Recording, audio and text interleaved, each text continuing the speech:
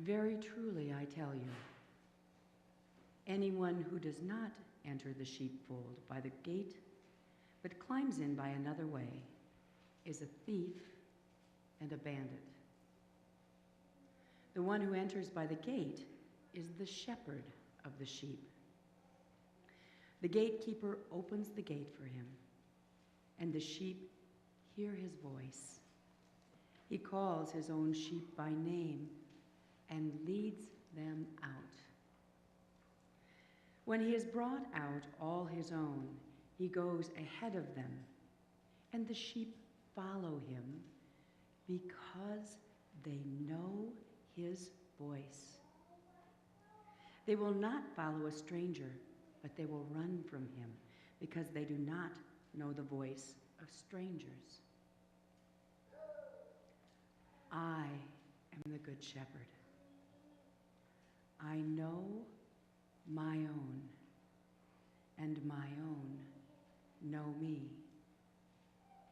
Just as the Father knows me, and I know the Father, and I lay down my life for the sheep. I have other sheep that do not belong to this fold. I must bring them also, and they will listen to my voice. So there will be one flock, one shepherd. And from the Quran, surely those who believe, and those who are Jews, and the Christians, and the Sabaeans, whoever believes in God and the last day and does good, they shall have their reward from their Lord. And there is no fear for them, nor shall they grieve.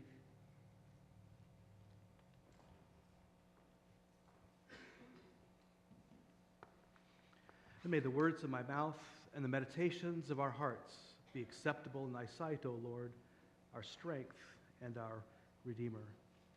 Amen. So in recent years, I find myself more and more answering the question about what faith are you? With this, I say I'm a Jewish Christian Muslim. Jewish Christian Muslim. I'm not being coy, actually. By Jewish Christian, what I mean by that is, as far as I can tell, Jesus came to make us all better Jews. He was not differentiating from Judaism, but rather fulfilling the very heart and core of the Jewish faith, Jesus himself being Jewish. So I'm a Jewish Christian. I'm also a Muslim, but that's not a typographical error on the screen. That's a small m Muslim, not a large n Muslim. And what's the difference? Well, a large M Muslim means you are a practitioner of Islam. That's your religion. But Muslim, small m, literally means simply one who submits to God. One who submits to God. So while there may be some people who will be capital M Muslims, hopefully all people of faith are small m Muslims. That's why I'm a Jewish Christian, small m Muslim. Now, the more and more I get into the three leading Abrahamic faiths, the more I study them, and I find just amazing gifts that just keep coming in new ways. I'd studied a lot of Judaism and in my past, but one of the great gifts of the last 10 years has been becoming increasingly familiar with Islam as its gifts too. It seems that like these three faiths, they all give distinctive gifts to the world, not exclusively, but they each have a certain emphasis. And those gifts actually serve to broaden the faith of each of these adherents of these three faiths, but also to correct it when these faiths kind of head down a wrong path. Each kind of serves as a self-corrective. It's almost like this Trinitarian relationship, in a sense, of relationship between these three. So, for instance, the Jewish faith. I think that the primary, in my reading, the primary gift of the Jewish faith was the Torah, or the law. And the reason why this was such a great gift is because when it came into the world, there was no faith that recognized that God loves everyone. No faith that recognized that. So it was literally revolutionary that Judaism would say that we are all created in the image and likeness of God, not just the rulers, not just the wealthy, but all of us are created in the image and likeness of God. And then they had this body of statutes and ordinances and commands that then, how do you put that fact into practice? And so they basically brought order to a chaotic world, because it gets really chaotic when you don't treat everyone as loved by God. So they brought order out of chaos by instituting the law. But as with any gift, I mean, all of our gifts come with their darker sides too, their challenges. It's not just all about gifts. And the particular challenge of the gift of law is, well, legalism, where you kind of forget that the law really is about love and putting love into practice, and the law becomes paramount and the love is secondary. That's wrong. And of course, we in Christianity know that the Jews don't have a monopoly on legalism here, but that's another sermon, all right? But basically, the gift, the primary gift of each faith is also related to its biggest challenge. And in Judaism, in my reading, it's privileging the law above the love that is behind the law. Now, so Jesus comes at a time in history where the Jewish people, in my reading, had forgotten about that.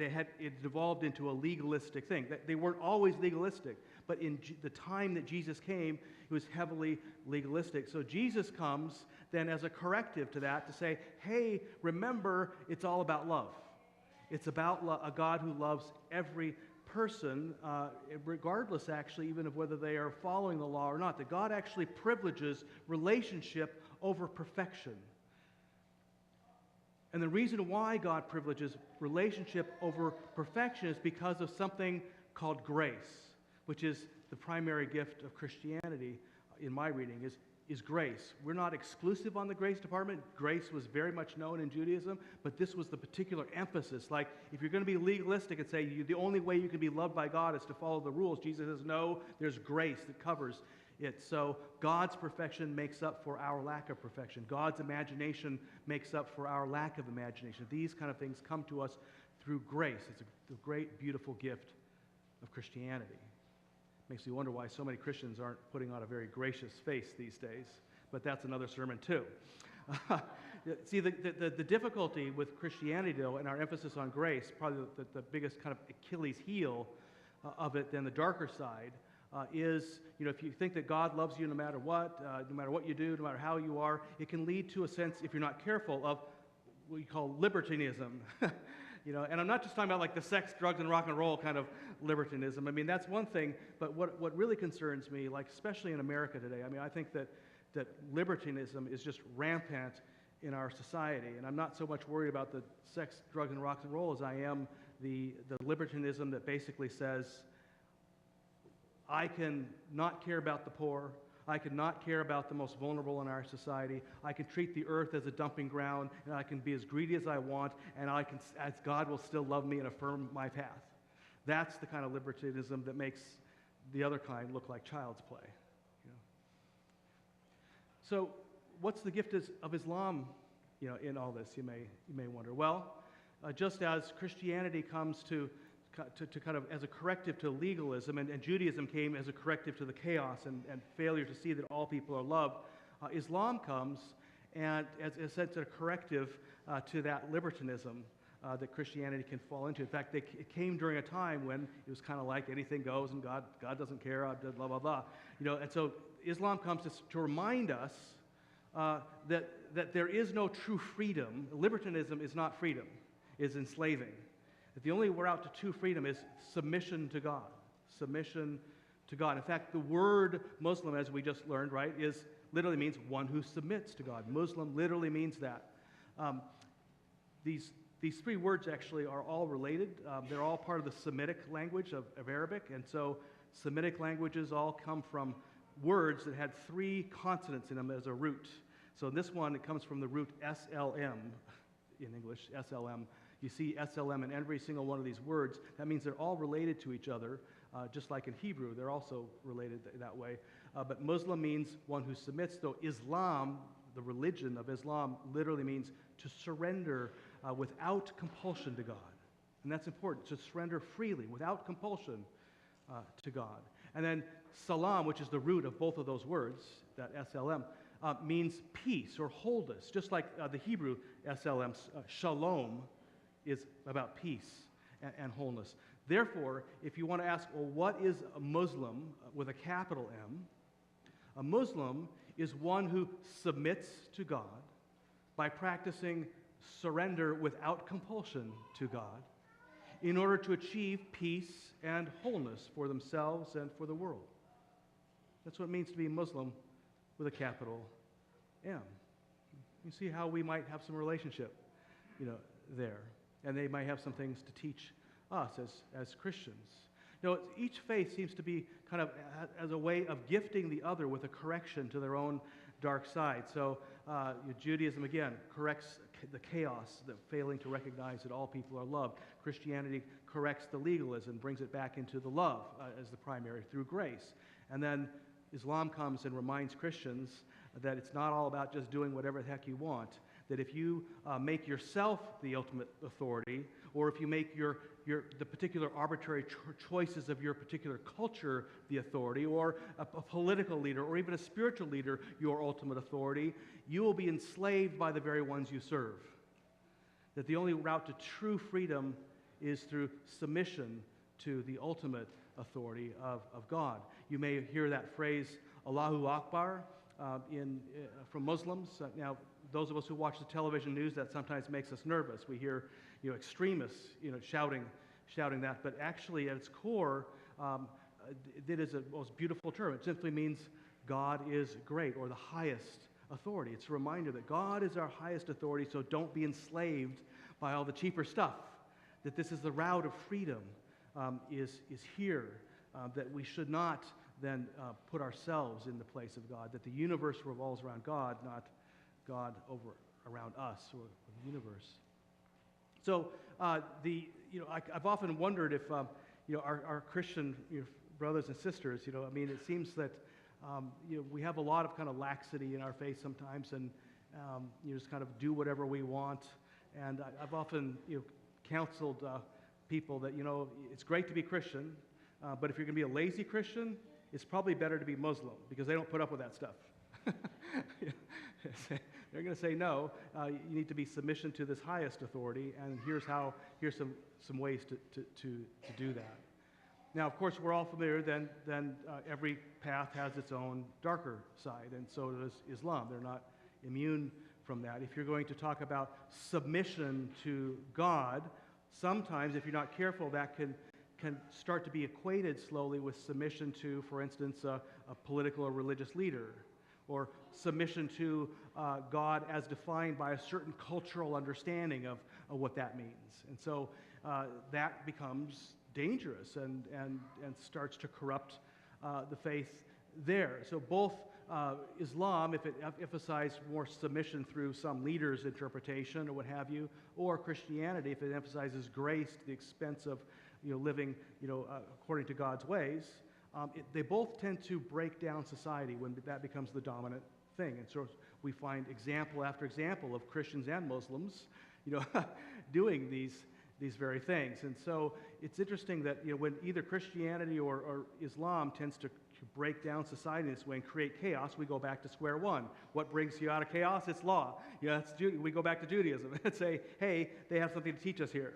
And it just kind of it creates this beautiful kind of cycle of relationship, interrelationship really, between the three faiths, each gifting the other and gifting the other in ways that help strengthen it to its core values, its core purposes.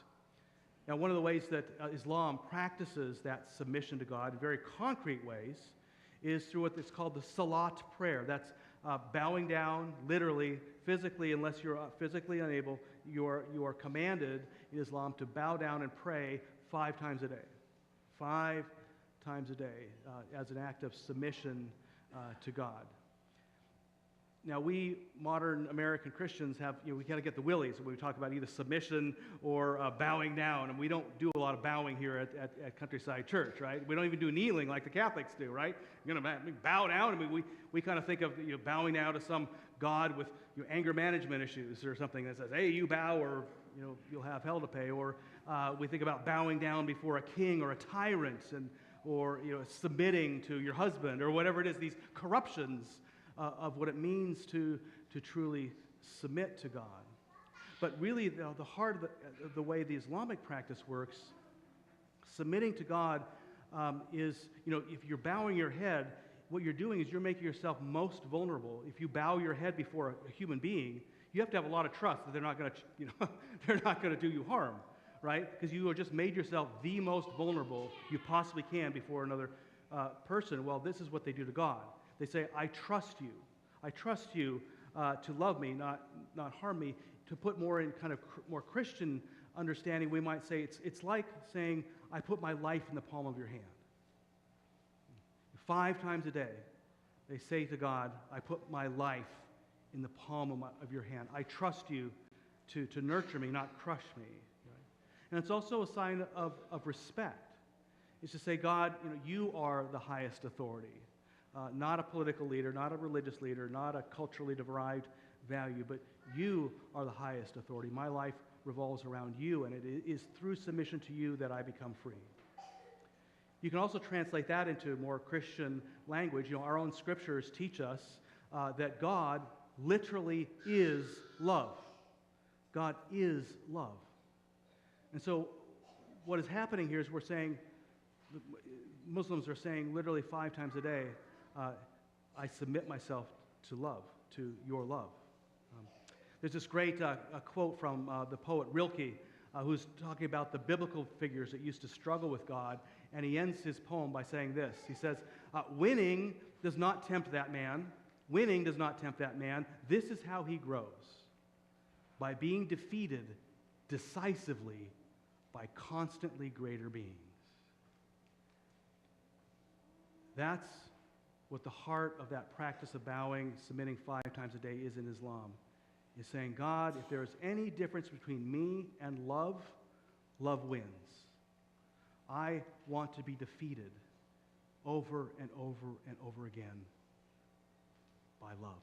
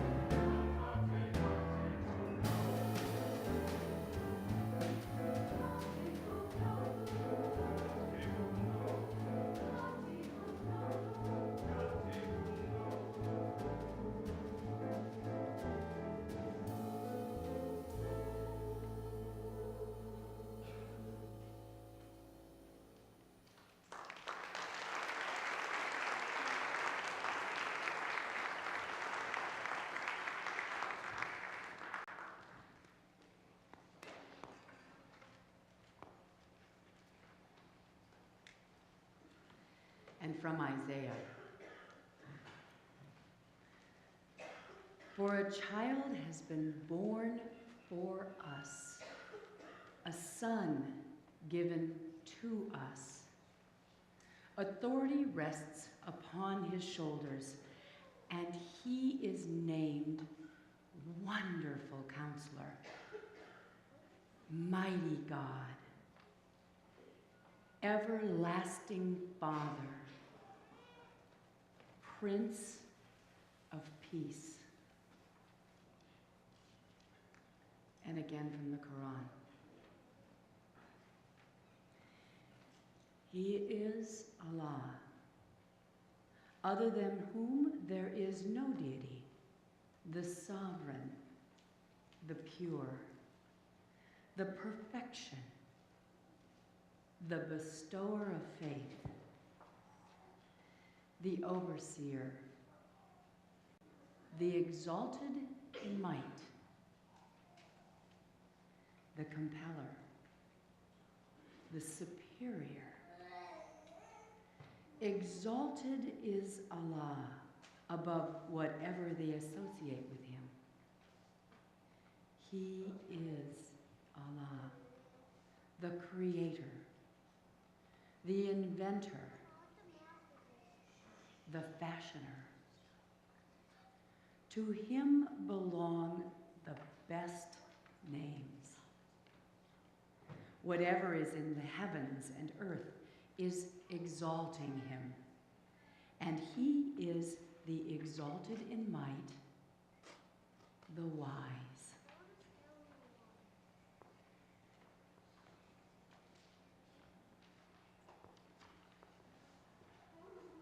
Oh, truth in advertising here. I've studied each of the world religions, did so years ago, to the point where I could feel the draw of what it'd be like wonderful to it'd be wonderful to be a Jew or a Buddhist or a Hindu. I've studied it that deeply, but the one that never quite resonated with me years and years ago was Islam. As much as I studied it, I could never quite feel that, oh, wouldn't it be cool, wouldn't it be great to be a Muslim? And I suppose part of that was because I had considered, well, Jesus was kind of the fullest revelation, and why did anybody add to it later? I mean, kind of forgetting there's also something called the Holy Spirit that keeps adding more light on God's revelation in our world. And also probably, I was basically taught more about Islam through watching the news, which doesn't really teach you about Islam. And it really, I kind of did that classic Christian thing of comparing the best of my faith to the worst of another. It's just never a good way to compare religions. You always look at the best to the best, or see how the best in one might correct the worst in another. But that changed in 1993. That's a picture from 1993 of my first trip to Israel. I'm the one with the poofy hair in the back there. And I was kind of expecting, to find, people wearing black masks and carrying AK-47s around all over the place. And what I found in the Muslim community, and I met a lot of them, was completely confounding to me. I did not expect to find what I did, which was across the board, literally without exception, people who were constantly gracious, constantly showing overwhelming hospitality to the stranger, and had this inner light, this joy that kept radiating from them. I kept coming across person after person like this, and seeing also the depth of devotion to their faith. I came away wishing that my own Christian community could be half as committed, and half as gracious and hospitality giving and joyful, quite frankly, as the people I met in Israel. And now I've met enough Muslims since 1993 to know that they're not all paragons of virtue, and there are definitely people who, like in Christianity and Judaism and other faiths, can corrupt the faith. But still, I have this impression. I still wish that we as Christians could be as generous as Muslims tend to be, as hospitable to the stranger as Muslims tend to be, and quite frankly, as dedicated to our faith as the Muslim community tends to be. And I've wondered ever since 1993, what is it that causes that inner joy, in so many Muslim people? And there's a lot of reasons for that. There's one that particularly strikes me because it's also helping me in my own faith, and that is, if you are bowing down 5 times a day, saying basically, God, defeat me with your love, that kind of starts to sink in. You know, I've started to program my Fitbit 5 times a day it just goes off. You know, and I remember to make a prayer like that. But they also, they've reflected then on the love of God in a number of ways. They don't simply say, you know, love, it's all about touchy-feely, you know, kind of warm and fuzzy. Love it's got a lot of aspects to it. It's a very deep core principle. And so they over time, Muslims developed what has become known as the 99 names of God. They don't claim that there's only 99 names, and there's not universal agreement about what these names are, the more attributes of God. But since the 9th century, there's kind of been a list that's more popular among Muslims, and I find myself very much gifted by that list. In fact, these are Sufi prayer beads I picked up on our congregational trip to Turkey a few years ago, and there are 99 beads on this. And so what they do is they memorize each of these names of God, which is really names of love, and they pray, and oftentimes over and over again doing this. I talked to Imam Jamal recently about these 99 names, and he was fascinating to listen to because you know with Arabic, it's like Hebrew in the sense that it's a much more poetic language than English or Greek. So one word can have a variety of meanings that can only really be teased out through the context in which it's used. So one word might have 5 different significant meanings, related but significantly shaded, nuanced. And so after talking to Imam Jamal, I found out even more about that, and it's like 99 names is more like 999 names of God. But he said that each one of the names on that list is meant to be like a key that unlocks this whole other semantic domain, these other nuances that are related to that, and get you thinking, get you contemplating God's love and presence and power. And so, for instance, here's 2 of the names on the list, penetrating wisdom and healing wisdom. So those are, you start to think, okay, well, what's the difference between penetrating wisdom and healing wisdom? And you start to contemplate that and ask, well, what does it say about God, and what does it say about how I live out my life in reflection to God? There's another name that is penetrating insight. Well, what's the difference between penetrating insight and penetrating wisdom? What's the difference between insight and wisdom? And start to contemplate that. There's all kinds of ways this list just starts opening avenues of awareness about how love and how God works in the world. But all of these names, these 99 names, are meant to really point beyond themselves to the one name, which Muslims call Allah. That's literally, in Arabic, simply means God. That's all it means is God. But really, the name Allah then is, in a sense, meant to be unpronounceable, unknowable.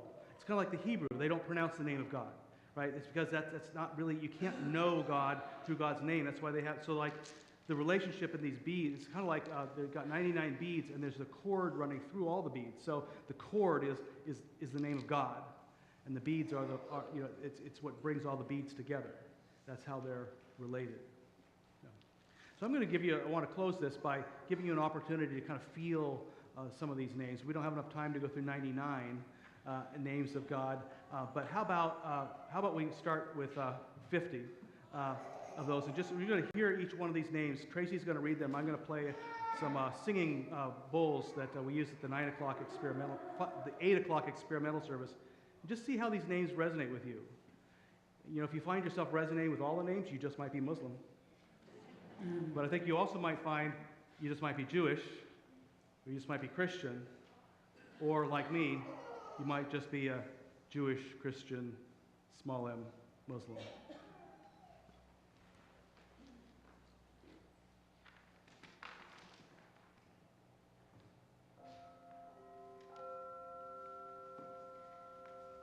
Endless love, endless compassion. The Lord, the ever-purifying, true peace, the worthy, the trustworthy, the uncorrupted, simple strength, healing strength, the remover of all boundaries, Creator,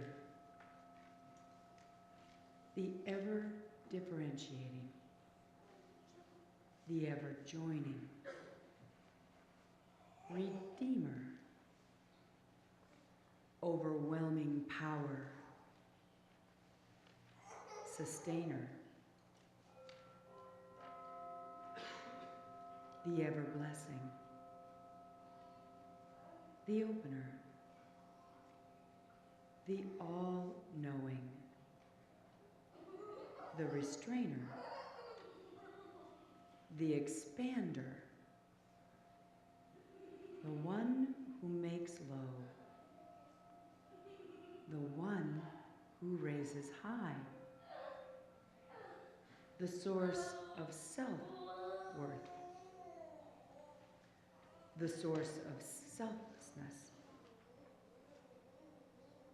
the all-hearing, the all-seeing,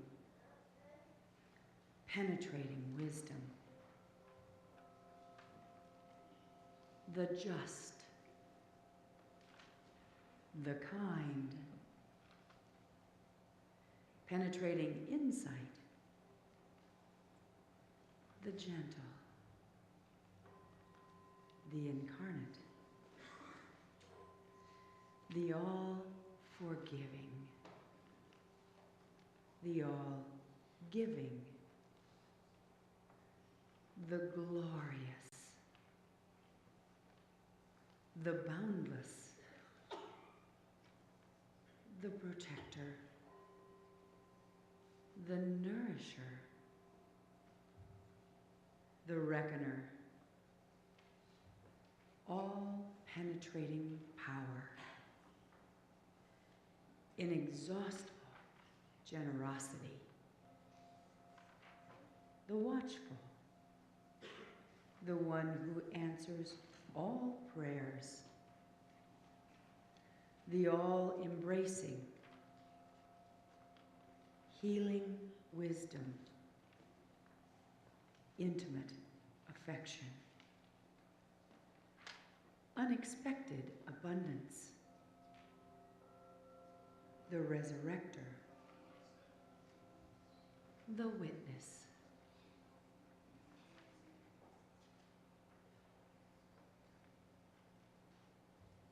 Amen.